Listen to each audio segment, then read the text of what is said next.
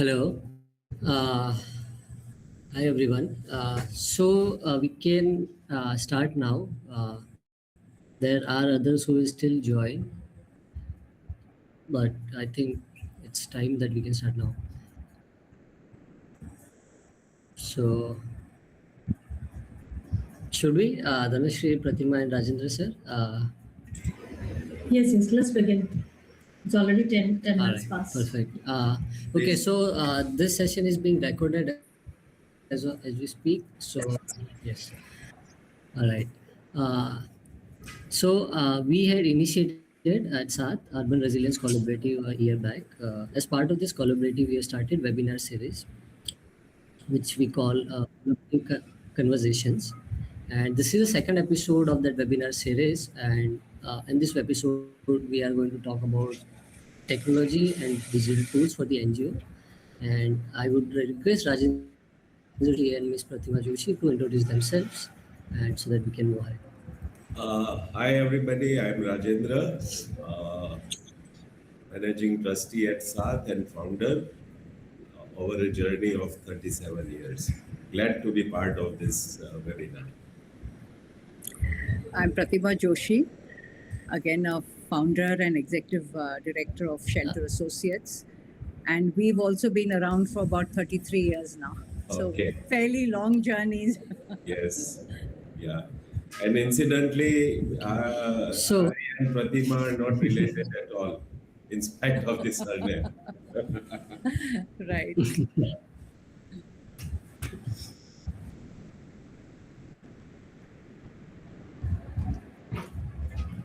So we go ahead, Abid. All right. Okay. Yes, I'm going to next slide. So, when we look at the technology in non-profit sector, what we often see is only visible surface. Many organizations are experimenting using AI, the data platform, communication tool. So access to technology is not the biggest problem anymore. The real gap lies deeper in what we call absorption gap, the ability of an organization to actually integrate technology into systems and workflow. Even if we have a tech person or an MIS team, that alone does not guarantee a stronger digital readiness. The challenge is not just adopting tools, it's building institutional capacity. The system is digital but in fragments and not in systems. I go to the next slide. You guys are able to see this new slides, right? Yes. Just to confirm. I can see it for sure.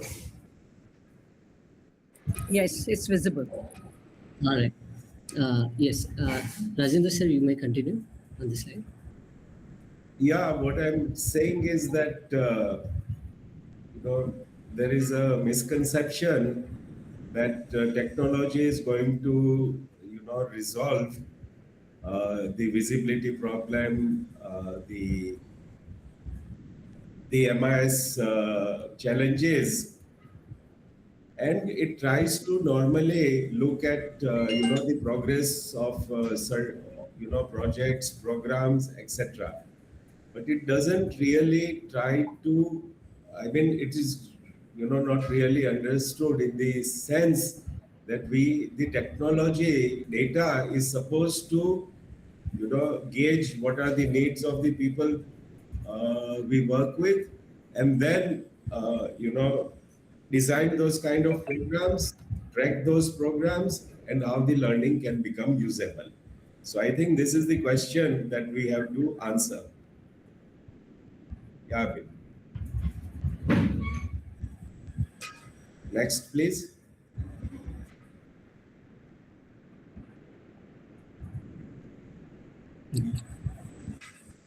So if you look at the four aspects, how to track data, from guesswork to really having proper data, from being anecdote or person dependent, have a system driven follow up, from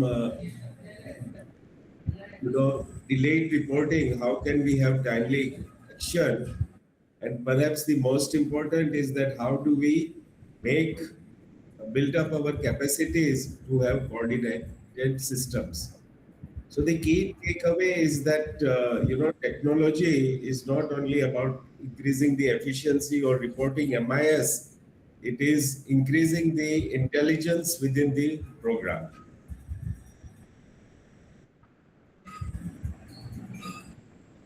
Yes, Abid.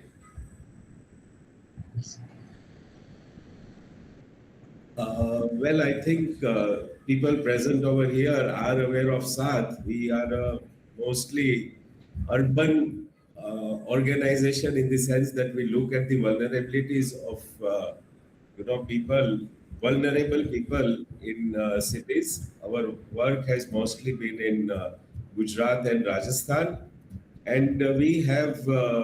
I'll be talking about it later, but how we have evolved with technology. So yes, over here, I mean, we started with completely brick and mortar stuff. So as to say, is keeping records, basically handwritten records, etc. etc. We used cyclist health papers. We used cards. And then with the advent of Microsoft Word, Excel, at that time we had Lotus 123 also. We started using software, and mostly it was Excel based, but it made it easier to track uh, the programs of the organizations, whether targets are being met, how are we lacking, all those became easier by using Excel. And then I think till about 4 years ago, we were dinosaurs. We were really looking, still using Excel. And then what happened is that a group of young people joined Saath. Abid was one of them. There were others also who sort of pushed for using uh, good software for tracking data, for planning. And then we shifted to Airtable. And later on, we have graduated to other systems. Okay. So once we had structured data, the next question was how do we understand it better? This is where GIS, particularly ArcGIS, became services infrastructure. This was a big shift uh, because we moved from simply seeing across the geography. For example, we could now identify gaps in services, clusters of need, and special relationships that were not visible earlier. But at the same time, we also faced a limitation. Scaling a paid platforms across the entire organization was difficult. So this stage gave us an insight, but also raised a new question: how do we build something that is sustainable and scalable?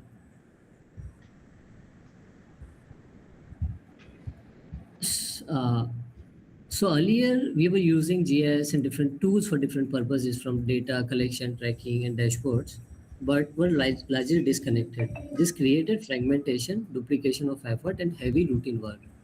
So we shifted from a tool-based approach to system-based approach. We started building our ecosystem on Frappe, which allowed us to create integrated workflows, forms, dashboards, and internal system in one place. The key shift here was not technical, it was institutional. uh, we moved from using tools to building our own operating systems as an organization. Now with AI being integrated in workflows, routine tasks like drafting, summarizing, basic analysis can also be supported, allowing team to focus more on the planning and decision making. These are the quick snapshots of how does it look on our Rapid system that we have generated. So here you can see on the right side, you can see there are projects and about the project details, how we are collating all this number together, what are different analysis we are able to conduct in this. So yeah, I would now request Pratima Joshi to continue from here. Thanks, Abid. So, as I said earlier, our journey, Shelter Associates, started in 1993. Next one. And luckily for us, very early on in the journey, we realized that if we wanted to make any kind of a significant difference on the ground, because as practitioners, we were looking to see how we can make a difference in the lives of the urban poor.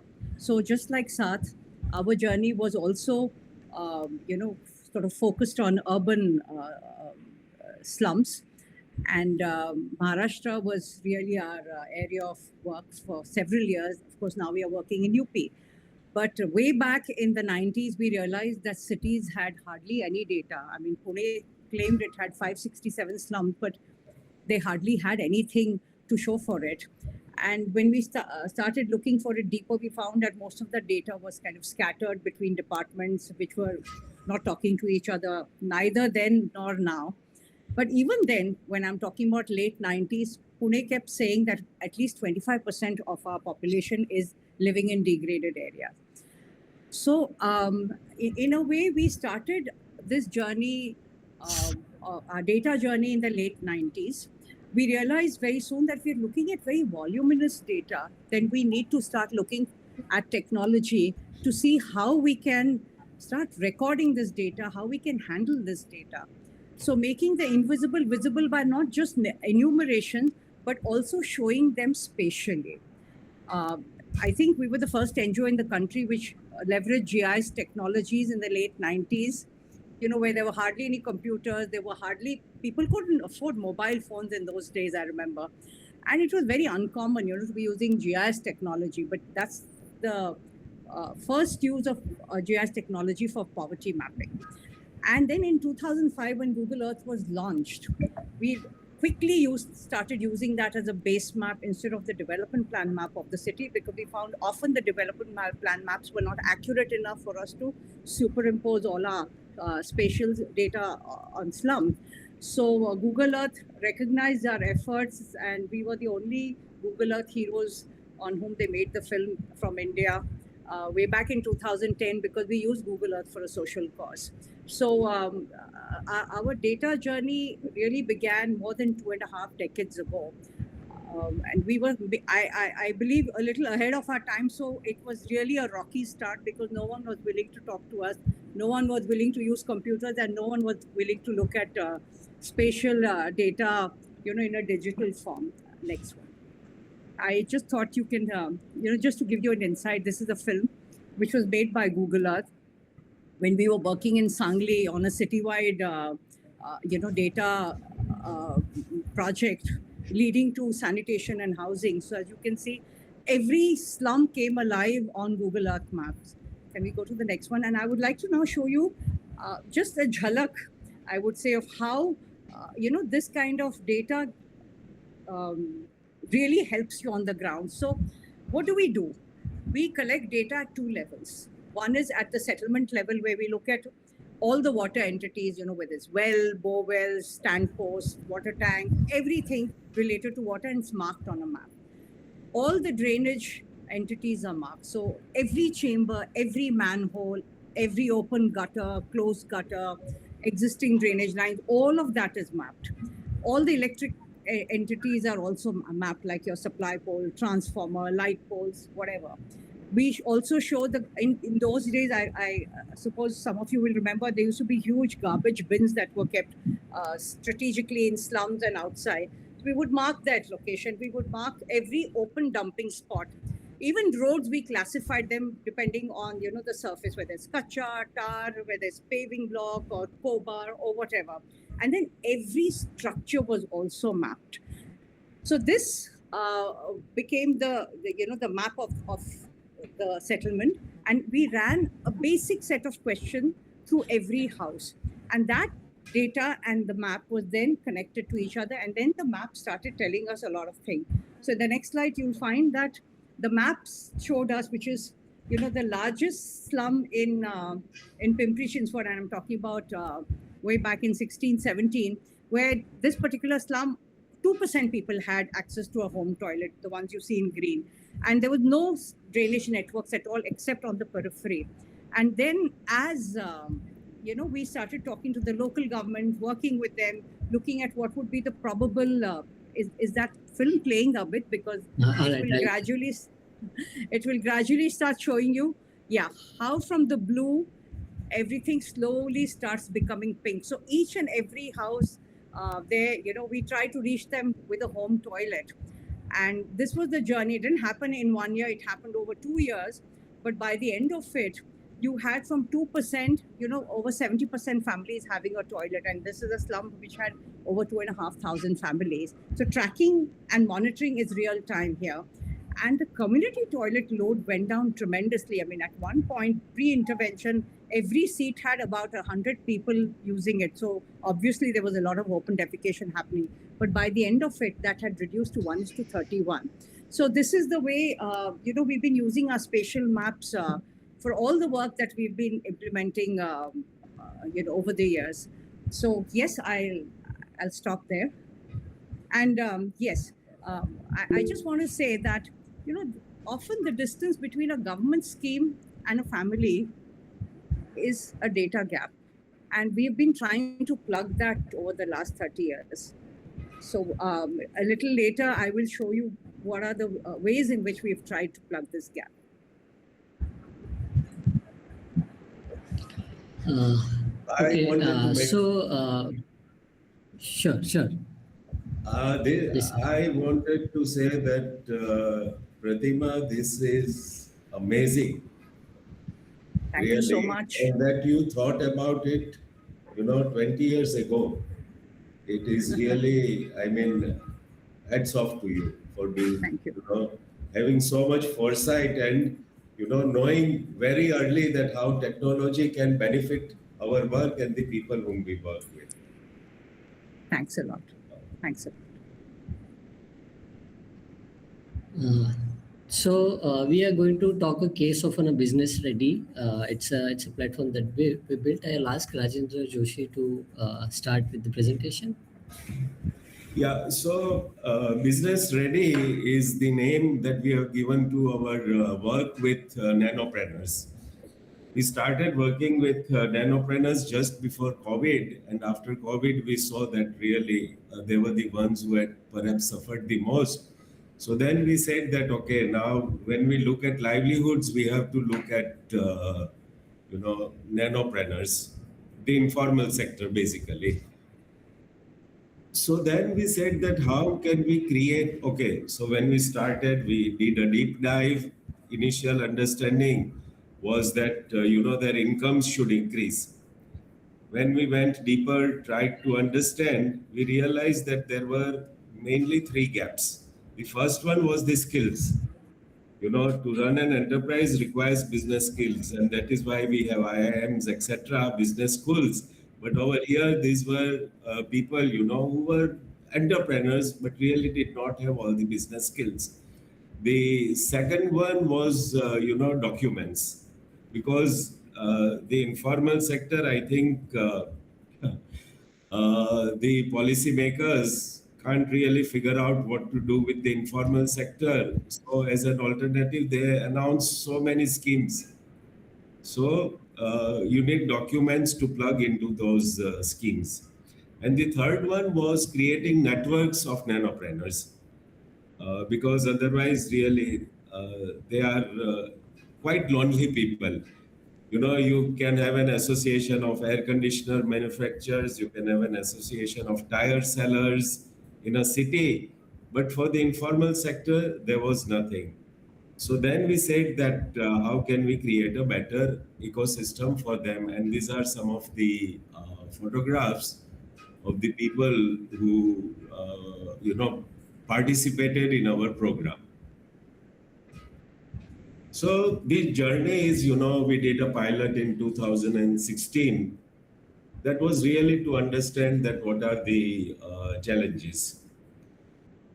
Then we said that, okay, now we have understood, so designing a program. And over there we found that, financial inclusion is perhaps the biggest challenge that they have. So then we said that again, it comes to documents, it comes to, being digitally aware, also keeping proper accounts. So we worked on that. And, in order to visibilize the informal sector more, we started doing society camps. So just to give you an idea, is at least my wife, when the pressure cooker conks out or the gas range is not working, the burden comes that get this repaired as soon as possible. And now to find people who will do this is, challenging. Perhaps we don't have the time also.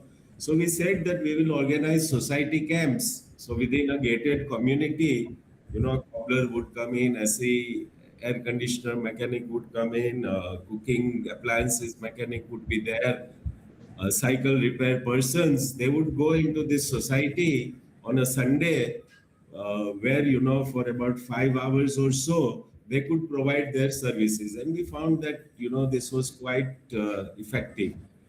Now the challenge came is that how do you scale up? We had started with brick and mortar and we realized the limitations very soon. So then we said that we require a digital platform. And, the digital platform, we thought should look at, all the aspects of what we were doing with brick and mortar. That is, how do you get people to know about the program? So the encounter, introduction and orientation as to what the business ready program is, exploring the identity of people who are doing this, who are nano entrepreneurs, and giving them an identity. They are not just, whatever you call them in a city, the informal sector people, but they then had an identity. I talked about documents, that so many documents are required. And when it came to skills, these are the some of the skills that we sort of included in our program. Now over here, I would like to add in the 7 skills that you see that, some of them may be having 2 or 3 of the skills, some of them may be having some other skills, but very few had a whole set of skills which they teach in IIM or other business schools. Very few of them had those skills. So then we said that, okay, how can we build up capacities of people? And over there, a technology platform would be the best way of doing it. All right. Thank you, sir. So if I continue on that, as you see how the program was evolved, what we realized that different components of the program could be actually digitized and can be taken into a digital format. So from encounter, it means for us registration and logging into the account profile, right? Introduction and orientation could also be done through the digital platform. Skill development can be done from the having a video playlist and the digital learning platform, right? So what we did was, over the time, we took each and every module of this business in program and we tried to create a digital platform of it. So that is where our mobile application Business Ready became available. It's a mobile application which has a various feature. It's not just about a digital platform, but it supports multiple aspects, from financial inclusion to supplier access to cataloging, training, and networking. It also enables digital collectives and helps build identity for micro entrepreneurs. What was important here, that it was not replacing the existing system, but it was supporting them, right? So it was an addition to what the existing system was already. Let me go to the next slide. If you look at the feature, they may seem like a standard functionality, digital payments, cataloging, business record, and networking. But in a context of informal sector, they were not just features, but they were also enablers of the capability. For example, maintaining records, building identity, accessing schemes, and connecting to networks. These were the very critical gaps of micro entrepreneurs that they face. So while our physical support, while our mentors on the field were also supporting this micro entrepreneur, but this application allowed them to scale and have more people participate in the same program. So if I talk about the impact, as we started seeing the impact of combining technology with program, what we saw that 58% of the entrepreneurs started upgrading their business, 55% started using social media and digital payments, 49% of the entrepreneurs started recording, maintaining their daily records, and there were 64% of the micro entrepreneurs who showed increase in customers and income, and importantly 100% of them showed improved confidence and communication. This tells when the technology is integrated thoughtfully with support system, it can strengthen both economic outcomes and personal capacity.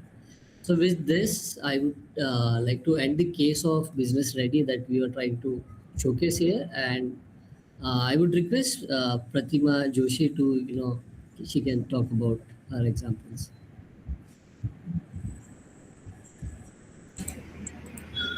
May I share the screen? Yes. Yes, please. Yes. Thank you, Dhanashri.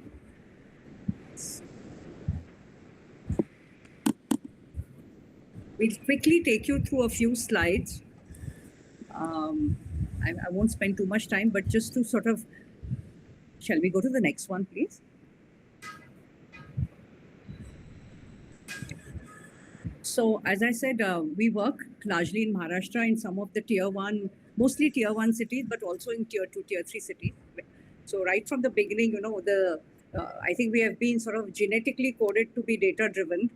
We're very community centric, as well as we believe that all stakeholders have to be on board with whatever project gets implemented for the poor. Yeah, next one. Next one, please.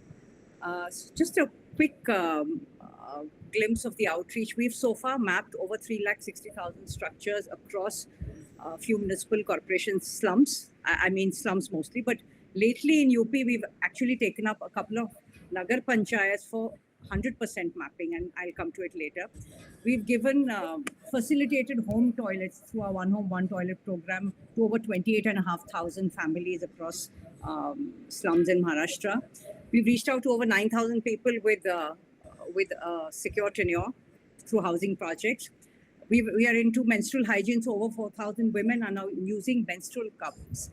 And digital addresses is something that we started from COVID times, because I'll come to it a little later. So this has been a bit of our impact, and over 9 lakh people we've impacted directly or indirectly through our work. Next. So when I say we use technology, so our technology also has evolved over the years. So from paper-based data gathering that we did, we've slowly moved to customized apps. From there, we moved to open source. So today, all the tools that we use, whether it's GIS, which is QGIS, whether we are using, capturing data on Android apps, we have used a range of it. Right now, we're using Avni. So even the tools are all open source based, and we've published all this data on our website. So I'll request all of you to take a look later. And this data is now, visible to one and all. But this data was not created in isolation. It was co-created with the communities and validated by the municipal corporations for whom we created it. So data collection, wherever possible, we roped in community people to do the data collection, because nowadays quite a few of them have smartphones, and a lot of youth have been involved in this. And if you go to the next slide, you will find that we created these maps, which we submitted to the local bodies, and they would send their engineers to check whether what has been recorded is correct. And if there were changes, they would let us know, and we would make suitable changes. But these maps were validated by their engineer. So what happened is that because we had communities as well as the government involved, they trusted that data. And most of them were then willing to link their website to our website. So if you look at Kolhapur, for instance, that's all the slums that you see in Kolhapur, which is about 57. And on the landing page of the municipal corporation's website, there is you can click Shelter Associate, and it takes you straight to all the slum data. So this is the kind of trust we've developed with every municipal corporation with whom we've worked. Next. As I said, digital addresses became very significant, especially during COVID, where tracking and monitoring COVID patients became such a ordeal for local governments. In tier 1 cities, slums can be really large. Pune has 40% of its slums on hill slopes. So if you have to find a particular family and sort of address its needs, it's not easy. So digital addressing, but has been received enthusiastically both by communities as well as municipal corporation. We've also been doing digipins. I don't know if there are some people from the NIOA here, but in UP, there's an entire town that has been covered with digipins. We are hoping that the UP government will, go gung-ho with it. But right now we're using Plus Code, which is again an open source tool by Google, and it is created using the lat-long value or the position of a particular structure. So it's like an Aadhaar card for the structure, and it's navigable on Google Maps. So what's happening is that the communities are leveraging this now for online services. So whether it's Amazon, Swiggy, Meesho, whatever, or even their cylinders, or in an emergency, if they need to get an ambulance as close to their door as possible, this is how they're using it. The apps, the digital address, they can just share that and people can reach their house. Similarly, if there is a manhole which is overflowing, then what the people are doing is they're just giving the plus code of the house in front of whom the manhole is located to the local ward office, and they're able to send their people accurately then to sort of address it and repair it. So both ways, I think it's a fantastic tool, and a win-win situation for both. Yeah, let's go to the next one. I thought I'll spend a little time talking about our One Home, One Toilet initiative, which has been panning over the last decade, more than a decade, I would say now. And one of the flagship programs of the Government of India, giving every house a toilet. So again, we made sure that it was all very data driven, but communities and governments were completely involved. So this was a cost sharing model. We had the local municipal corporation investing in laying drainage networks wherever possible, or repairing drainage networks, or replacing them. And through CSR, we raised funds for giving materials at the doorstep of the beneficiary family. But the family is invested in the cost of construction. So you will never find two houses having the same finisher. These were customized toilets. And as I said, more than 28,500 families today have access to a home toilet. So how did we go about it? It was a very scientific process that we followed. Can we go to the next one, please? So we looked at, the sewerage network data from the macro to the micro. So for instance, now this is Municipal Corporation of Navi Mumbai. The ownership of land is divided between the forest, between MIDC and the NMMC. So we mapped at the city level all the drainage network. That was data which they themselves provided. Then we looked at every slum in the city. We've anyway done 100% mapping of all slums there. And then we looked at where were the sewerage networks around those slums. So if you go to the next slide, you'll find that this particular slum in Belapur, which is on a hill slope, it had only one drainage line, which was at the base, the one which you can see in green. And the rest of the slum was all using those red community toilet blocks. There were two of them right at the base. So there was a lot of open defecation happening because most people would not come down to use those toilet blocks. Then we looked at what are the possibilities of laying drainage lines there. And we actually mapped them. We got the local engineers to come and verify those. And then we submitted it to the municipal corporation. And over a period of time, they budgeted for it and laid the drainage network. So today you have a situation where over 79% of the community has access to a toilet. So from 5% or 6%, it has gone to 79%. And so this happened very, very systematically. If you go to the other slums, can you go to the next one, please? So, within communities also, can you move to the next one, please? Yeah. Now, this is Kolhapur, for instance. This is Bondre Nagar, which actually has now become a beautiful housing society. Last year, they moved into new houses. But in 2015-16, when we started working here, Kolhapur city did not have drainage networks anywhere in that area. So then we worked out what could be the solution. So they made a piece of land available to us, the municipal corporation, where we could install a biogas plant. And they invested in laying all the networks, which then were connected to the biogas plant. And then that's how then almost every house, 96% families then got access to a home toilet, including the ones which already had. So this is the way we sort of work very intensively with the local government. The next one.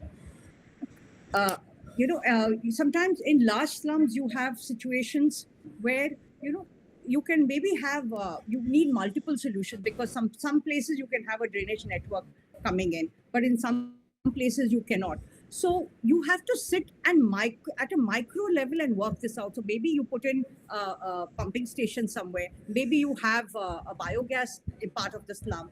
So we worked out multiple kind of solutions to ensure that people got access to a home toilet, which was connected and treated, through the city's networks as far as possible. Next one, please. So this is now Thane, the largest slum, which is Shastri Nagar, has over 8,000 families. So pre-intervention, when we did the mapping, barely 33% families had access to a toilet. Today, we have almost, 67% families who have a home toilet. So this is a gradual build-up. It doesn't happen immediately. It happens over a period of time, but it happens very systematically. And this is, I think, the strength of having this kind of data available for people to see and people to then come out with optimal solution. Next one, please. You will find every toilet looks different because people not only have invested in the construction, but also in the finishes. So everyone has looked at finishes from their own angle, and of course from their budget point of it. And it's a pleasure to go and visit this. But what is significant is the kind of impact we've had with this model across cities. So if you look at the cities, I'll just look at a few ones. 90% of Pune already had existing sewerage networks, which they were not aware of and which came alive when we did this kind of mapping. So today you have a situation where from 28%, the needle has swung to almost 60% families in Pune slums having access to a toilet. Pimpri Chinchwad was very significant. From 8%, it has moved to 57%, but they had only 37% drainage coverage, which increased to 68%. Kolhapur has gone from 25% to 67% toilet coverage. So the impact has been at scale, I would say, in some cities. And the investments have been quite significant by the cities in laying these networks also. Let's go to the next one. So this was as far as, implementing a program on ground. But we use this for our own internal consumption because we look at slums in a way that once we withdraw, we want to leave an empowered community which can then start tackling, whatever crisis they may that may arise in the future. They are sort of well versed with the maps. They know how to go to the municipal corporation or to the local ward office and negotiate with them. So this is the kind of training that we give to the committee that gets formed of volunteers. If you see the next map, you'll find that typically we divide a slum into pockets of say 100 or 150 houses, and there's a volunteer chosen from each pocket. And then the volunteer is trained to work in that pocket, to read the map, to understand the maps, to make sure that all the IEC material is shared with everyone. So it's an intensive process. And by the end of it, you have about 10 or 12, depending on the number, on the size of the slum. You have a group of people, mostly young women also, who understand, their pocket very well. And then they come together and form a committee. So the idea is that you at least try and leave behind, a bunch of people who can take some of their issues, take them up with the local government. Next one. So this is as far as sanitation is concerned. I'll just show a few quick slides pertaining to the housing approach that we have. So we've done a few housing projects, but we've tried to adopt a citywide approach. And I'll talk about the latest one that we did in Kolhapur, which was just a couple of years ago.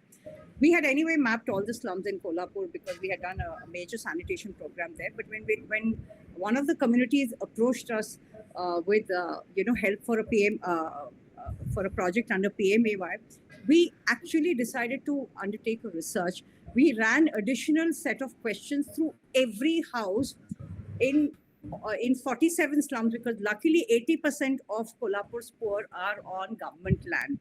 So we did a household survey across all these 47 slums and did a very robust analysis to understand at the macro level where were these slums, what was the situation there. So we did three things. We did a rapid infrastructure mapping, updated our data. We studied the DP rules, regulation, land rates, land values, what were the reservations existing, what were the land areas, and we also did a rapid household survey. So this was basically the process that we followed.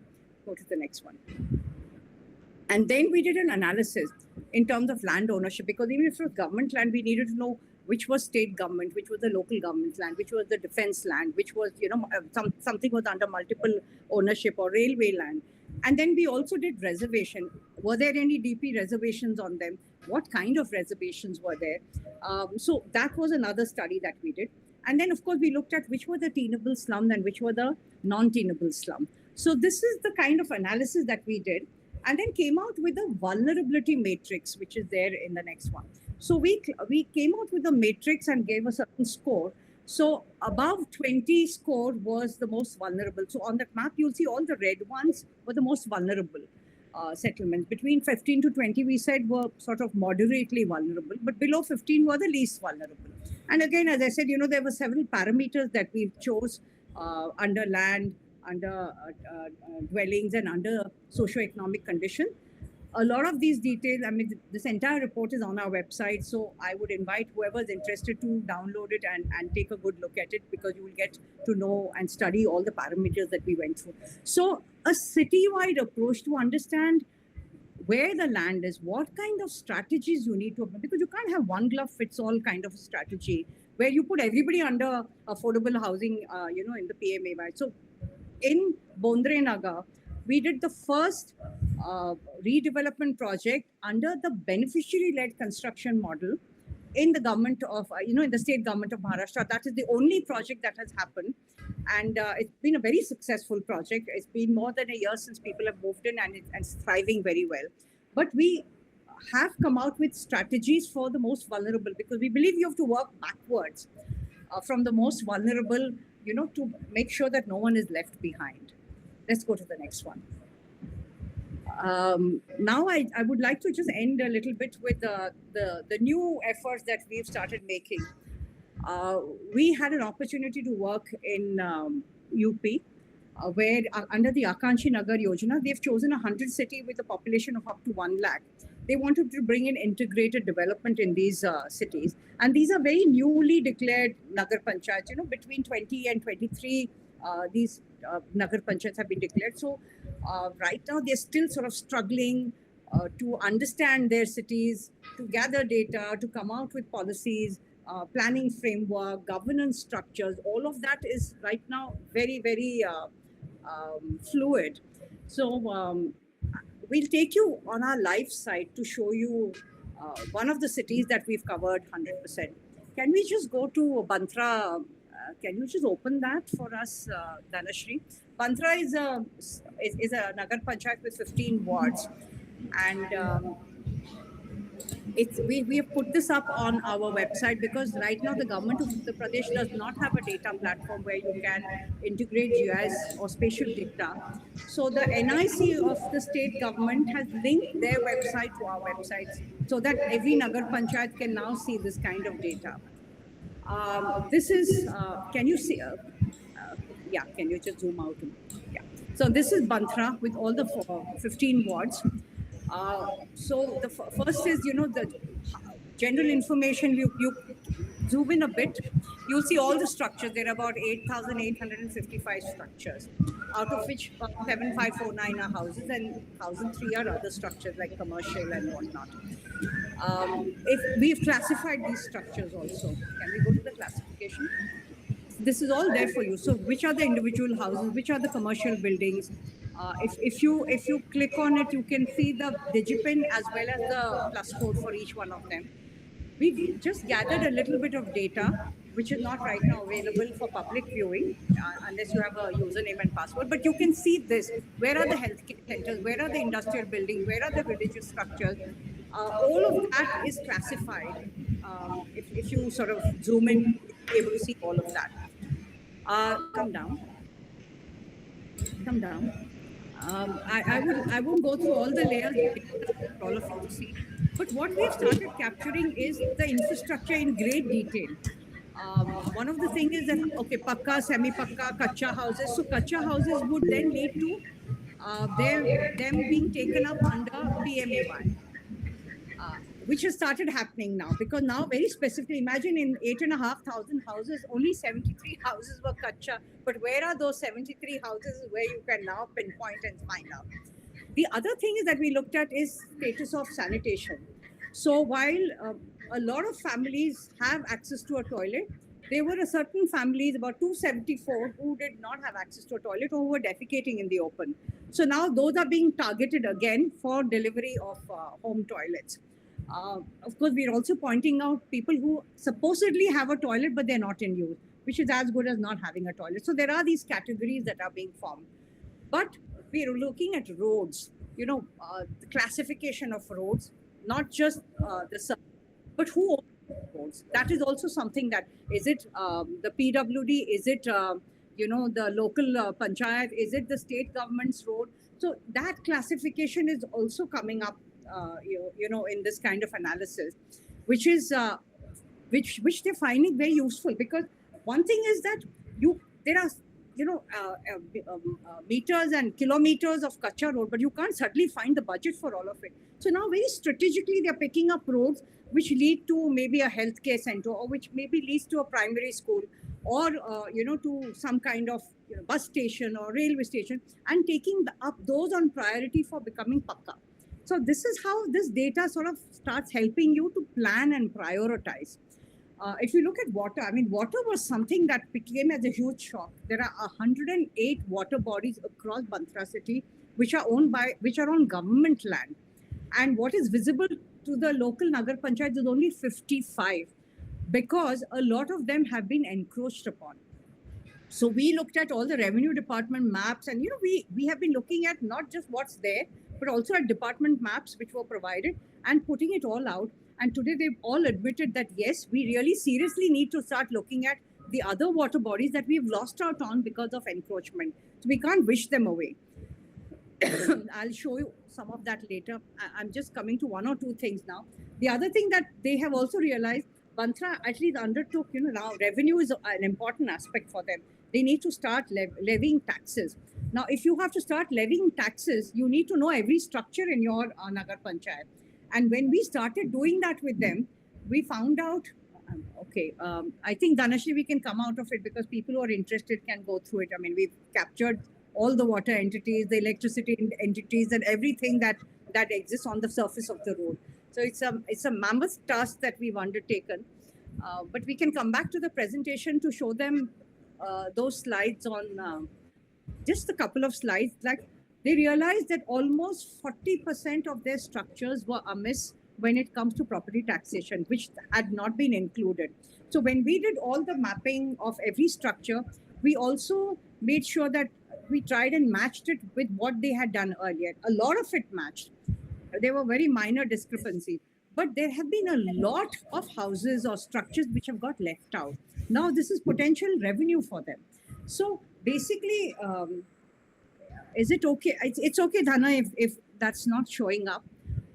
I think we've made the point that this is the way I think data needs to be used. It first needs to be put in place, because what happens is that we're coming out. There is n number of organizations who are working on policy level plans for, Akanshi Nagar Yojana, or whatever it may be, whether it's climate change, whether it's, governance, whatever. So all of them are coming out with frameworks. But if your basic data is based on perception or very outdated data which local governments are giving you, I'll give you the example of Bantra. Bantra, their estimated population till 2025 was 21,000 people. But after this exercise, they realized it was over 30,000. So you're talking about almost missing out on 30% of the population, or that's a serious error, I would say. And then get into a planning exercise which is not going to work. So a lot of our policies don't percolate down, and even if they do, they don't, they're not in keeping with ground reality. So I would urge a lot of policymakers to, even if it is an academic purpose, you should start incorporating data, primary data collection in your studies, because otherwise, your policies will always be based on something which is inaccurate. And most cities have very inaccurate data. So this is where I would like to leave it. And I'm very happy to share whatever, answer questions, or if there's something more people want to see, we'll be happy to share that. This is what I showed you earlier. One of the water bodies where you see there's an encroachment happening. There's a house, and on the lake space, a temple construction and a house construction. So now they know precisely what they've lost out on. Yeah, I'll end it there. I hope I haven't gone very overboard with the time a bit. No, that is perfectly fine. We had extra time on our hand. So we'll quickly take some questions from the audience, and others, if you have any questions, please go ahead. Can I intervene a bit? Chetan Vaidya. Pratima and Rajendra and Abhit, I think both together made a great impact. After my exposure to urban sector for so long, I also learned a lot how technology can completely change the way we look at informal settlements and informal sector. And this is just the beginning, I would put it this way. And if you could do it in UP, I think you can do it in any place in India. And Rajendra Bhai, also your inputs on the gym ready. I think that it's just the beginning. I mean, we can take it to a very long journey in the informal sector. So both congratulations to Saath and Shelter Associates. And thank you very much for this presentation. Thank you. Yes, sir, go ahead. Yeah. What I wanted to say is that, look, this is amazing work. Yeah, Chetan Bhai said it. Anybody who looks at it will say that this is amazing. Now, from the lens of the collaborative, I think, both these products, so as to say, can be very useful to the members, the NGO members of the collaborative. We need to figure out that how can we replicate it? How can we get resources to replicate it? Because,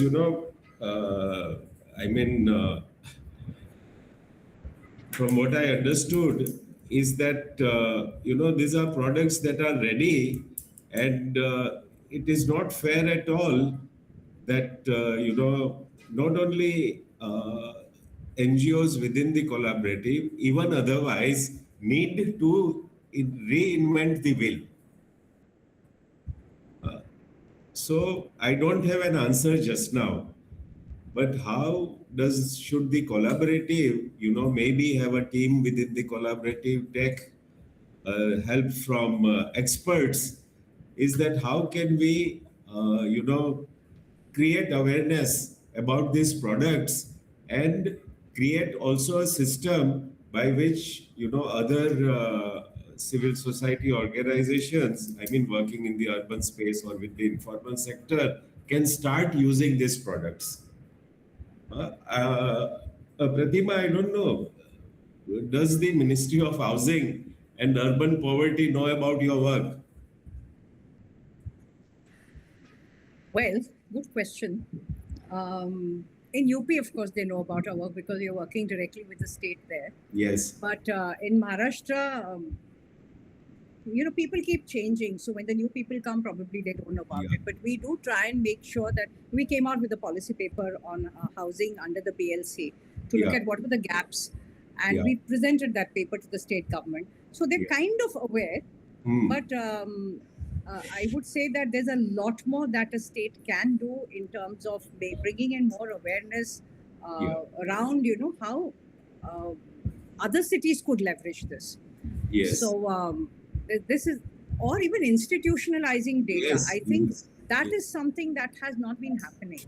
And I feel one of the biggest hindrances, because as NGOs, we have certain limitations. We can't be holding the data forever. Yeah. So I have been trying very hard to see how we can make that data, give that data in the hands of the urban local bodies as well as the state government. I mean, they should be the ones updating it. They should be the ones using it. They should be ideally the ones who should be sharing it with the other NGOs, because I feel that if you have the base map and the base data about family, other NGOs, whether they're health related or like your livelihood thing, all these things can come together. You can just keep building on it, and the urban local body can really benefit from it, because you have a rich data set now of the people who have been invisible all this while, but they've suddenly become visible, and you know precisely where they are and what are their needs and what is lacking. So it's a tremendous planning tool.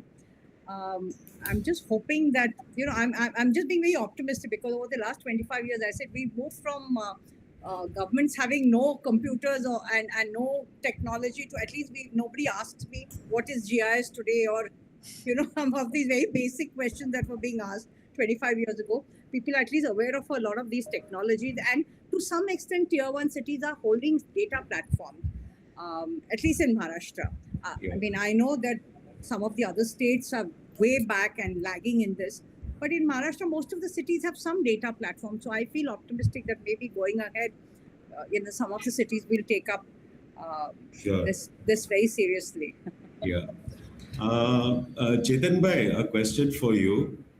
Can we go to National Institute of Urban Affairs and what Shelter Associates has been doing? Can it be put as a best practice on that platform? Yes. See, there is a national urban learning platform, Pratima, at NIUA, and that is a place where you should have your best practice and training material uploaded. I think that could be one.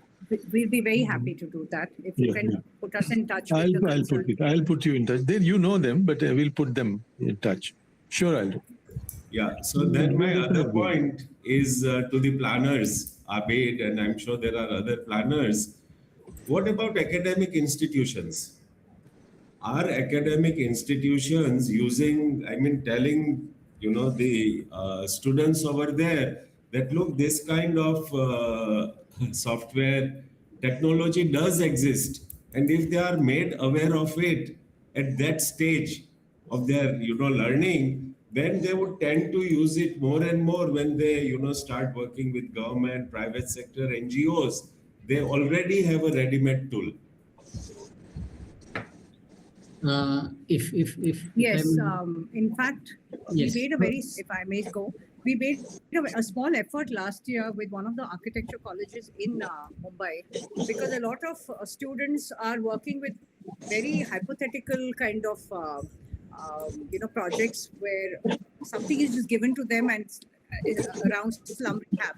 So we made it a sort of a special project where we took them into a community, showed them how to do poverty mapping, how this whole GIS thing works, and then they came out with designs for the community, and all of them have given extremely good testimonials saying that for the first time they've seen poverty first of all at such close quarters, and they've understood the aspirations of the people. I think this is very important for academicians to be going on the ground and seeing things, and then coming out, with whatever policy framework. Sometimes a lag at Yes, and similarly, we have been also trying to engage with the academic institutions to guide them on how we are trying to use this technology, including GIS. We did a summer school with SEPT University where we are trying to conduct whole exercise how they can map informal sector using GIS. Right, we had a mobile application that they can use, and then eventually that they can take this data and then also take the attribute data, which is not just about the spatial data but also understanding what informal sector means. And after doing that, that exercise led to another exercise which was about designing this informal sector, what could be the affordable solutions as we speak, not the regular what urban planners design, right? The big parks and something, but something which is viable for informal sector. So that also was something that brought a very nice sensitization to the students of the university towards the informal sector. Yeah, and we at Saath Abed, Yeah. we spent huge amounts with ArcGIS. We did, yes. If we had known about this, Yes, like, yeah, we would have saved those. so okay, it is learning for us, but I think as the collaborative, we need to, you can call it awareness, marketing, propagating, etc. The technologies that we have developed need to be propagated. Yes. Yes. Definitely. And if I may add, Rajendra Bhai, I feel one of the best ways of doing this is when NGOs can also collaborate and start working with data and see for themselves the kind how the data comes alive for their own sector. Yes, I think yes. these collaborations are not happening as much as they need to happen. So I mean, we know that so and so does a lot of work with data, but we don't know what exactly they're doing with data. So sometimes by working together, we can, each one has their strengths, and if we can build on those strengths and collaborate, I'm sure we will be able to make the governments take notice also, because then you go as a collective and Yes. you present, the outcomes, which is far more robust. Yes. And Pratima, you are a member of the UCAN collective also. Yes. So that also can be a partner. I believe they are, sort of thinking about forming another collective about actual reforms.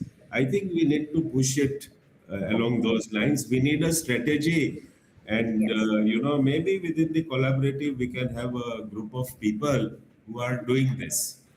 Yes. Okay. I think we should move in that direction. Yes. Yes. All Certainly. right. So I think people have started leaving. I would like to say that if we can have everybody on the camera, whoever can be, so that we can take a screenshot.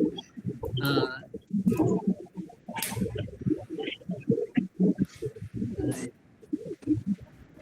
right. If others can also turn on the camera and come on.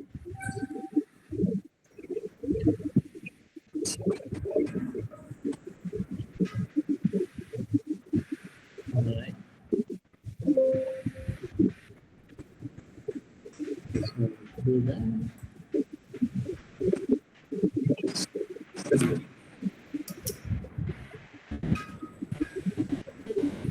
Perfect. Thank you, guys. All right. We can. I think. So I would say we can end the session here. We can always have more discussions. I'll encourage people to share their questions through emails. You can also reach out to Pratima from Center Associates and Dhanashree from Center Associates. And definitely feel free to reach out to us, Rajendra sir and myself, over the emails. We'll also be sharing the recording and the documents and presentation that was part of the webinar to everyone. If you guys have any closing things that you want to say. Thank you, everyone. Thank Thank you. Thank you. Thank you. Thank you, everybody. Thank you.